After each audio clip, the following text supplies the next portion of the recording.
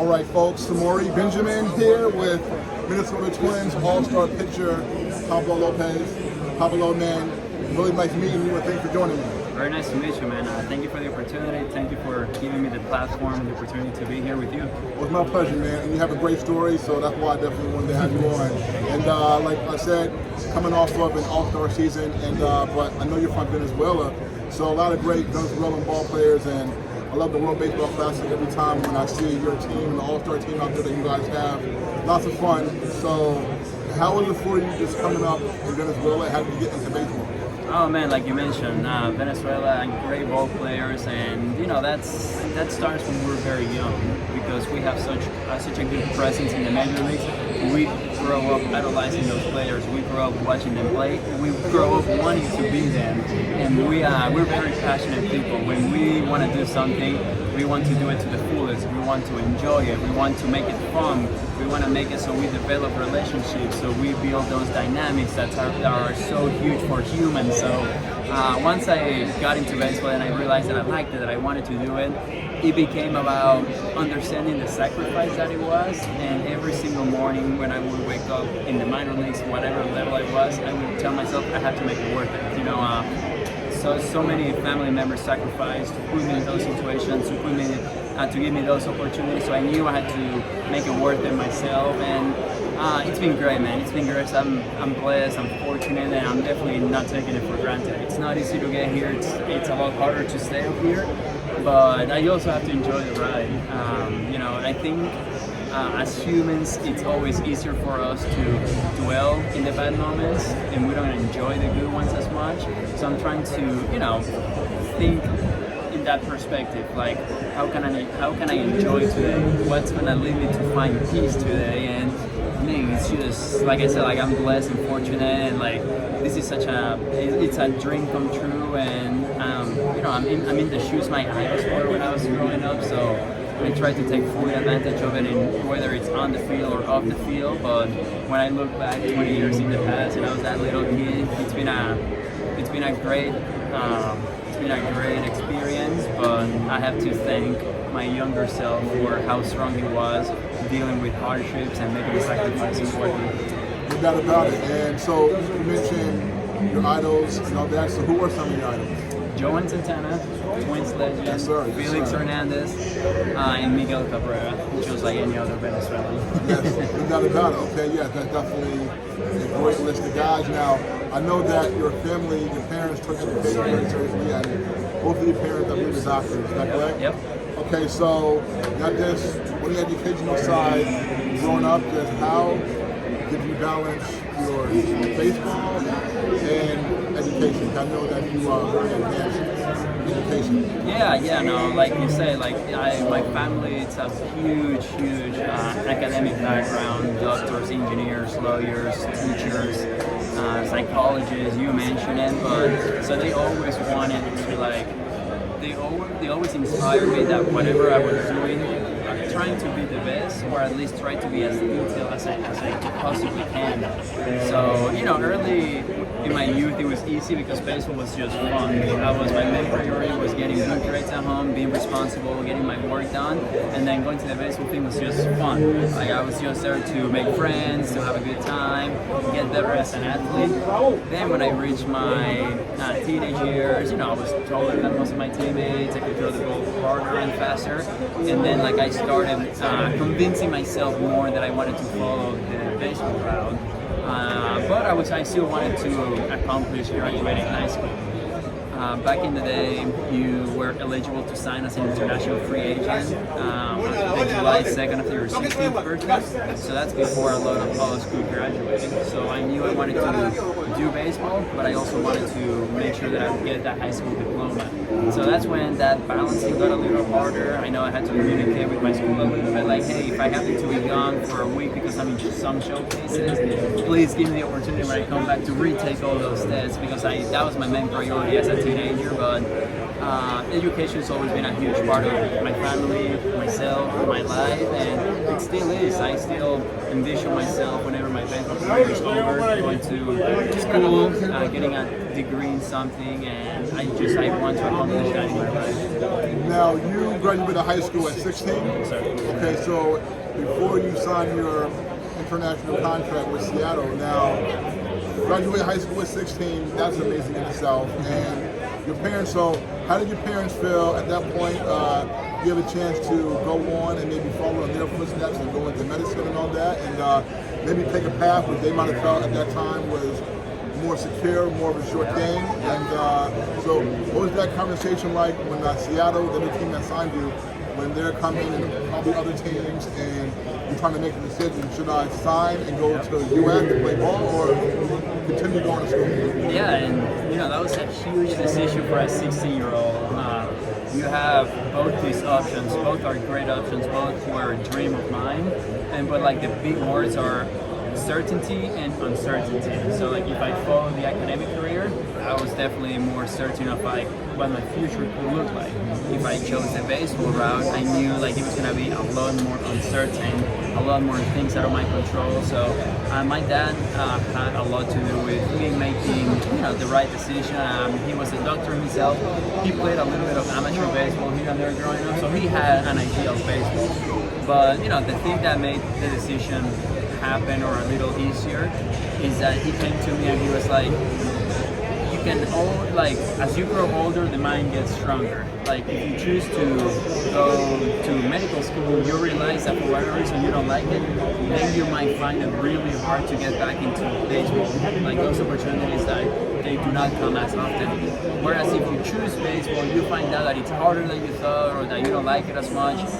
Taking that step back and finding your way back to school might be a little easier. So when I saw things from that perspective, I just it made the decision easier to follow baseball, and it gave me that sense of I have to make that sacrifice worth it. I know what I left behind. I know I could have been a doctor, following my parents' footsteps. What I'm doing here, I have to make it worth it. I have to take advantage of every single day and making sure that I'm doing everything I can possibly can to get to where I want to get. Yeah, great. So your parents are on board, and so Seattle. Now, how did you end up signing with Seattle, and were there other teams you were interested in? So a couple times my dad and I we would road trip around the country and find the showcases, tryouts. So I was eligible to sign July. Yes. I was eligible to sign July 2nd, 2012. So starting that year in February, I started going to tryouts, and Seattle was present in a lot of those tryouts. And then they ended up inviting me to the Venezuelan academy they had at the time. So it was May 2012, and they brought the director of scouting, international scouting, and he liked what he saw projection-wise. And in May they ended up making a verbal offer, and I had a really good experience at the complex. I liked their facilities. It was only a 6-hour drive from my house. That nostalgic, homesick feeling made also took part in the decision. So it was fairly easy to choose the Seattle Mariners as a 16-year-old. Okay, nice. And you had success in their minor league system. I know you had Tommy John surgery at one point, and so it's amazing that you were able to get that and overcome it and still be here. It's really amazing and interesting. I know that your catcher, Christian Gaffney, had Tommy John surgery as well. And so that side is pretty impressive. But so then you are traded though, still in the minor leagues before you get there, you get traded to the Miami Marlins organization. So how was that for you? You're in the Mariners organization for so long and so young, and then before you make your debut, they trade you to a different organization. Yeah, no, that was a lot of emotions. I was 21 at the time. I had only known the Seattle Mariners. I knew a lot of people. I had made these incredible relations. So then I was so far. I was in California, and then I had to meet my new team all the way in Florida. So there were a lot of different elements going on, not just baseball, but so many logistics, finding a new place to live in a whole other part of the country.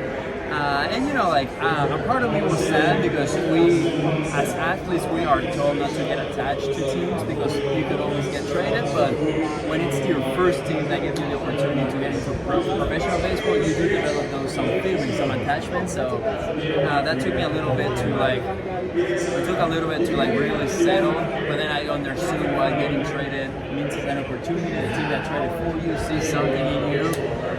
But it was a lot. It was a lot, but you know, it changed my career. The Miami Marlins gave me the opportunity to make it to the big league. So every organization I've played for, they hold an important place in my heart. Yeah, you know, Pablo, it's funny. Two minor league teams, some minor league teams have these crazy names, and two names my team flew on. Jumbo Shrimps, I love that name. Jumbo Shrimps and Baby Shrimps. Yeah. All right, so now your major league debut. What do you remember about your major league debut for the Miami Marlins? No, I remember it was a Saturday 4-10 game, and it was Venezuelan Heritage Day. Against the Mets? Against the Mets. So there's a lot of things to remember. The fact that it was Venezuelan Heritage Day is really cool because there was a big Venezuelan presence that day in the ballpark, and the big announcer let everyone know I was Venezuelan making my debut, and so I felt the support of a lot of people. Nice, man. Now you got a chance to play for a guy who is a legend here in this ballpark, Donnie Baseball, Don Mattingly. That was your first manager, so what was it like playing for Donnie? Oh, he's a gentleman, he's a true professional.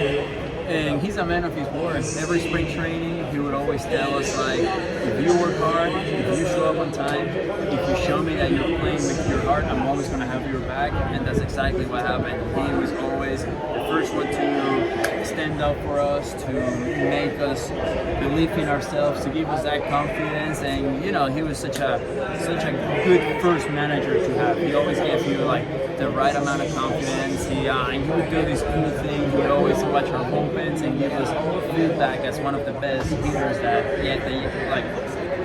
from his generation. So Donnie Baseball was a big part of my my career. I started with him as a manager, so I learned a lot from him. That's great, and of course, I got to ask you about what it was like just getting to be around the other captain here with the Yankees. Derek Jeter, he was running the team for a while, so how about that? No, man. It's just his presence itself. It means something, you know. Every spring training he was around, and he would like sit down with us and just like tell us what it takes to be a winner. Tell us what it takes to like be that guy that the only thing that matters is winning. Developing that winning culture, that winning philosophy, that winning mentality. That guy just wanted to win, and winning he did. That's all he did. So just hearing him like inspire you, made you want to be a tougher, better competitor, and he was an inspiration to many of us whenever he showed up and had the opportunity to interact with us. Okay, July 11th, 2021. Do you know what happened that day? I do know what happened that day. Okay, so I'm going to tell everybody. So on July 11th, 2021, my man right here, Pablo, did something that nobody else has done, and he struck out the first 9 batters of the game against Atlanta. So nobody had ever struck out the first 9 batters to begin a game. So what was that like, man, and how were you able to do that? Man, that was unbelievable. I didn't know it was an MLB record at the time, and I think for me to be able to do that, I needed some special help. That day, I will not remember for many reasons. It was the 1-year anniversary of my father passing away, so I think something special. To the day. Yeah, so that year, July 11th, was his 1-year anniversary of passing away, so I think that extra help I needed, he gave it to me. That's amazing, man. That's beautiful. Now, 3 more for you. You ended up being traded from Miami to Minnesota the last year in the All-Star team. So, but what was it like now? Okay, you traded in the minor leagues. Now you're traded as a major leaguer. After playing for Miami for a while, you had success there, but then you trade to Minnesota. How was that? It was completely different. If you compare getting traded in the minors and the majors, the communication is so much clearer. Now you're getting the messages, the phone calls from the people that are going to be working with you directly. And the first thing they told me obviously was they were excited for me to be a part of them, and they were really eager to get get to work with me, and that's exactly what we did. They were able to teach me so many things. They were able to identify those things that could make me a better competitor and pitcher, and I tried to take advantage of those things. I kept an open mind. I heard, processed, and filtered the information, and tried to go with it. Okay, two more for you. Before last season began, you were part of the WBC, right? The Venezuela World Baseball Classic team. I love that event. I was at that event in Miami. First time I had ever been there for the WBC. It was electric. What was it like being able to be a part of that and pitch for your country? Oh, it was unbelievable. It was, such a good baseball experience. I was in a clubhouse with so many legends, players that have so many awards, that have accomplished so much in their lives. So being a part of that team, and it was unbelievable. And the coolest thing for me was being able to interact and develop relationships with pitchers that I would just see during batting practice, when we were playing for opposite, like different teams. So it was really cool to know that there are many Venezuelan players, coaches, trainers, strength and conditioning coaches out there. So like feeling that representation means a lot to me. And then just playing in that environment was unreal. How was it for you last year to be named the All-Star for the first time? It was cool. It was cool. I was not expecting it, but it was an unbelievable experience. And it's another one of those things. You're surrounded by the best of the best for 2 or 3 days. So I tried to soak it all up. I tried to absorb as much information as I could, learn as much. And obviously, when I was given the opportunity to pitch, it was crazy. I pitched the 9th inning, coming out of the bullpen. I was just walking down, running down, and the place was just crazy. Nice. Last one for you. After you finish pitching, do you think you want to maybe get into coaching? Do you think you want to further your education, get into medicine? Or what do you think you want to do? I don't know yet. Hopefully that's a long ways away. But as of right now, I do want to go to college, and I'm very interested in going into nutrition, dietitian school, and I don't know, that really interests me. All right, folks. Pablo Lopez, 2023 All-Star for Minnesota Twins. I'm Pablo, man. Great talking to you. You're an amazing guy. My pleasure. And I'm definitely rooting for you. And except for maybe tomorrow night, get the Yankees. Just playing. But tomorrow night, good luck, all right? Thank you, brother. Thank you. All right, buddy. Take care, man. Thank you.